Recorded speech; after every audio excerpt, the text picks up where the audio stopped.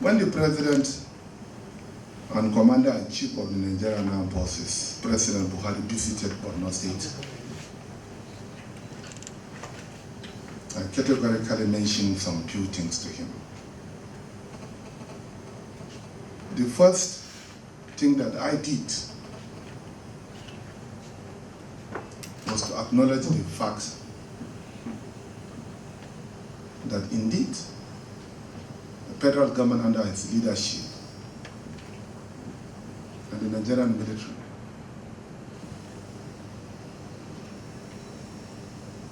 have done well between the period of May 2015 towards the beginning of last year, 2018. I even said that the line of demarcation is very distinct and cannot be crossed. Hitherto, with the exception of Maiduguri-Kano Road, all other roads in Borno State were closed. At the time, about 20 local government areas were displaced. After March of May 29, 2015, almost most of the roads are open. Many communities were built and resettled, and we have sincerely acknowledged this support. Notwithstanding the gains that we had, between March 2019 to date, we have experienced horrific and spontaneous attacks throughout the state.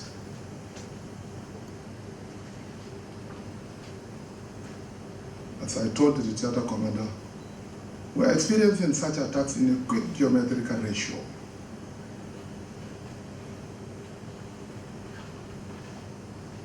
And therefore, I pleaded to Mr. President as well as the Nigerian military to revisit the strategy that they did during the 2016-2017, that we have almost celebrated the demise of the Boko Haram.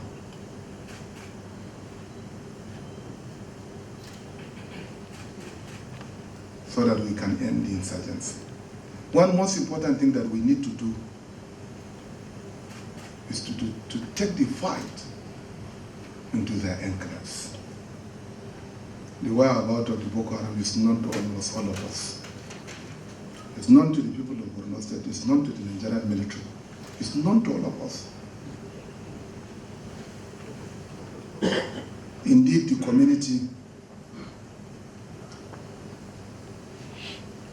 are sharing information to the best of my knowledge.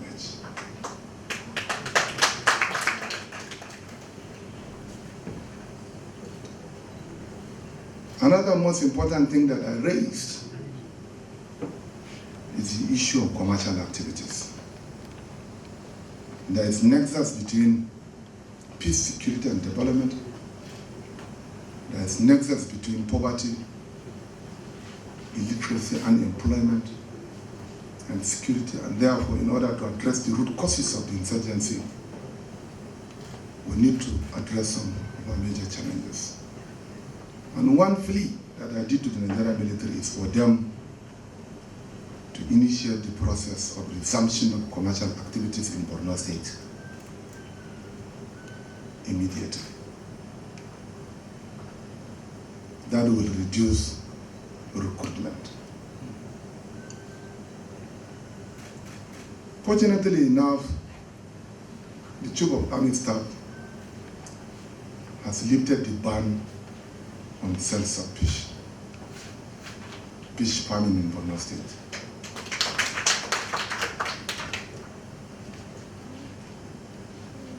We have conveyed the message to the fish farmers, and even yesterday I have had a series of consultations with the theater commander so that we can also visit some other local government areas like Borno and then Damasak to read the Riot Act to the populace on how they can resume their peace farming. Then, coming down to challenges of the Nigerian military, I think the theater commander can inform you better than my humble self, but to my knowledge, one of the major deficiencies is manpower. They lacked manpower. Borno State has a total land mass of over 70,000 square kilometers. And therefore, they need manpower.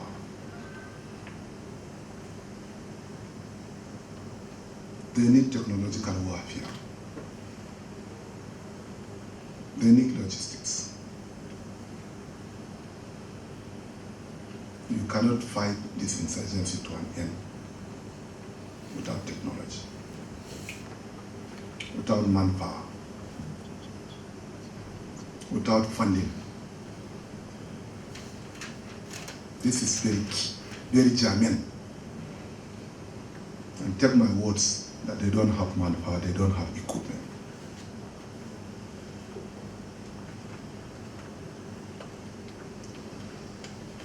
While I also want to mention something which is very important: reconstruction, rehabilitation, and settlement.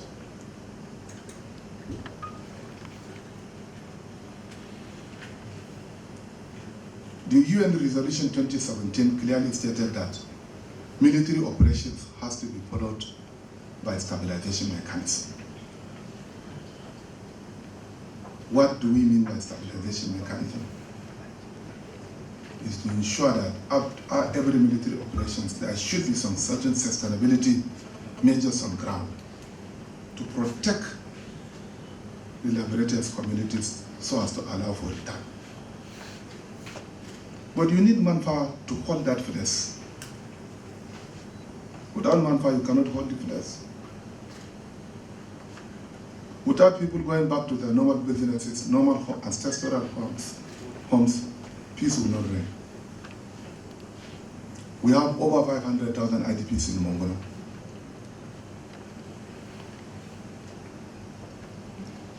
We have 120,000 IDPs in the Republic of Niger. We have 68,000 IDPs in the Republic of Cameroon who are eager to come back home. And believe me sincerely, even in Jukwa, how many IDPs we have, and they have limited access to their farmlands. Very limited access to their farmlands. This issue will not stop unless, if and only if, people should have chances to go to their farmlands.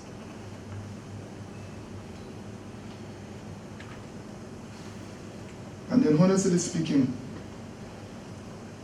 we want also more powers to the Nigerian police to augment the effort of the Nigerian military, as well as the Civil Defense Corps. It's also very important. Our objective is one, security of lives and properties of the people. I was in Niger Republic. We have seen police holding AA guards, JMP and others. We have seen them last week. I think there is need for you to now lift the ban on the usage of some certain weapons on paramilitary in the Northeast for a certain period of time. After the insurgency is over, then you can also fall back to normal position. This is also something which I think is very important. The recruitment of locals. Kindly inform the Speaker as well as the Senate President that they should advise the federal government to do mass recruitment of up to 100,000 into the Nigerian army. How? They should come and recruit the locals, irrespective of whether they have the Western education or not. what was done during the Civil War. During the Civil War, many were recruited. And after some few years, after the Civil War, they demobilized them. I think this is the only solution. We need to recruit not more than 50,000 from Borno State. We have able-bodied men and women that can join the Nigerian Armed Forces on an ad hoc basis. They can be trained and retrained. Apart from this one also, you can also go back, retrace your steps and then look for the retired military personnel, policemen, and inject into the system. This is also very important. We keep on having a series of meetings, endless meetings, without taking some certain decisive steps. I think this thing will consume all of us. Will even consume our national democracy.